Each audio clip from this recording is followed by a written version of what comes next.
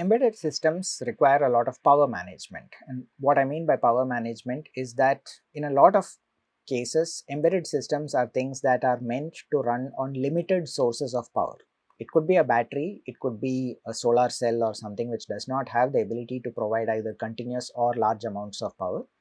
So there are many contexts in which you actually have a limit on the kind of design that you are allowed to create. So a little bit more detail on what we mean by power and energy and why it is important in the context of an embedded system.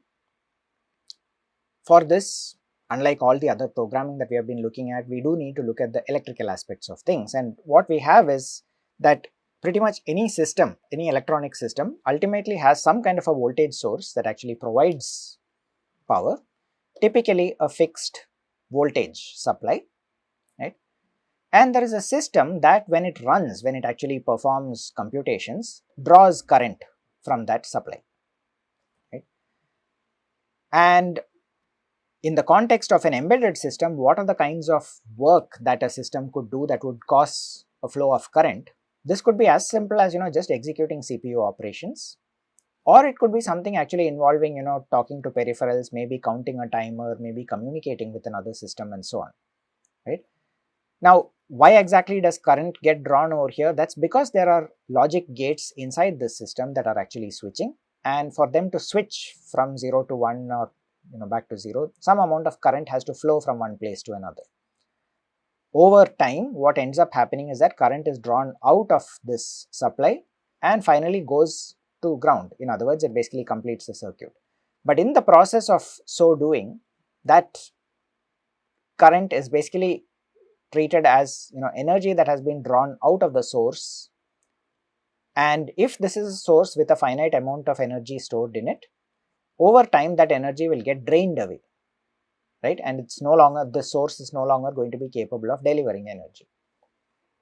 Now, in general, if I have a voltage right across two terminals and I have a current which is flowing between those terminals, the power being dissipated is given by this equation, P is equal to V into I, right?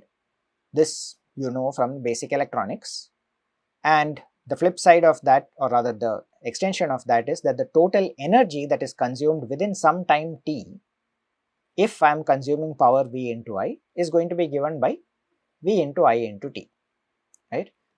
Basically, power is energy per unit time, or energy is power integrated over time, right? So either way you look at it, of course, when I say V into I, am assuming that V and I are constant. If they are not, then you need to sort of break it up into small parts and sum them up, basically integrate the power over a certain time duration. Now, why do we differentiate between these two, and why is each one important, is something that you actually need to understand in terms of embedded design, right? So power, in other words, in the context of electronic systems, is usually directly determined by the current. It is also dependent on the voltage, of course, but if you have a constant voltage source, then it's only the current that you care about, right?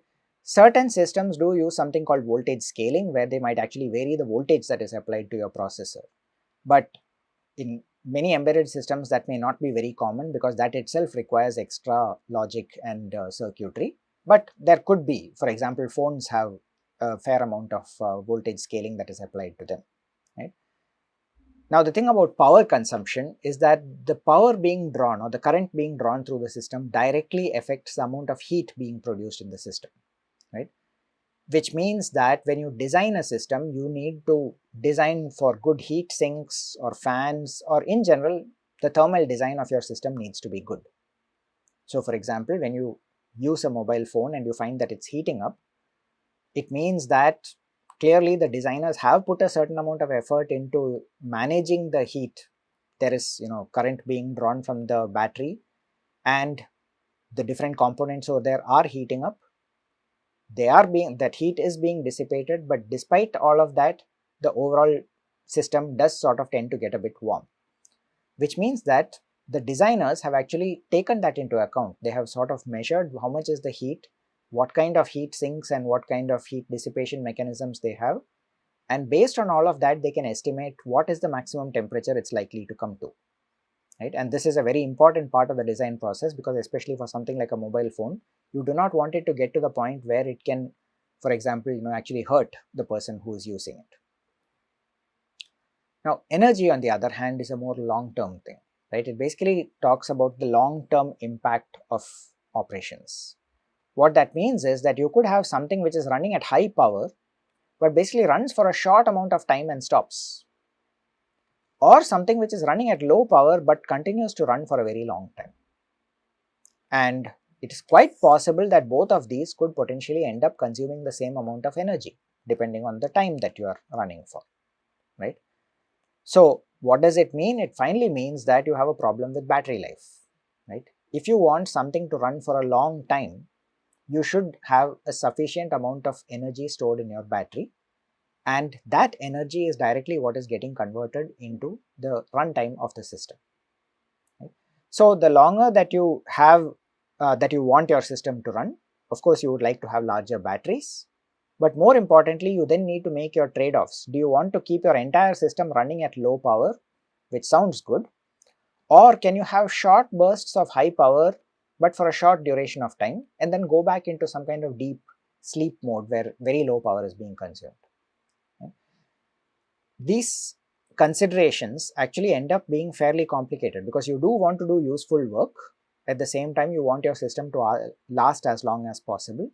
The trade-offs between those lead to very interesting design choices in terms of how you build an actual system. Now, microcontrollers typically provide you with a lot of facilities and capabilities for handling all of this, right? But it's heavily dependent on the type of microcontroller that you have. Typically, you have multiple power modes associated with each microcontroller. Common names of those are sleep mode, standby mode, shutdown, and so on, right? Versus, of course, what is the normal operation of the processor, where you are actually running at the rated clock speed of the system, executing instructions and generally doing useful work, right? Each of these different modes consumes different levels of power. And usually in the data sheet, this is expressed as a certain amount of current that is drawn in that particular mode. Right? And how you manage this by actually switching between different modes using software, or perhaps by using hardware wake up, actually going into deep sleep or even shutdown modes while keeping one particular timer or maybe a push button alone alive over there to wake up your system, right? All of those can determine how long your battery is going to last, right? And all of these together can determine whether you can actually get a low power design, which means that you have good thermal design properties, right? Your system is not going to heat up too much, or right, either one of those, or possibly a combination of both, low energy, whereby you basically say that I want this system to run on a single battery for as long as possible. All of these are important aspects of the design process, and how you go about choosing all of the relevant data from the data sheet and figuring out what are the right kind of combinations to use in order to get a given target set of operating conditions is an important part of how you design an embedded system.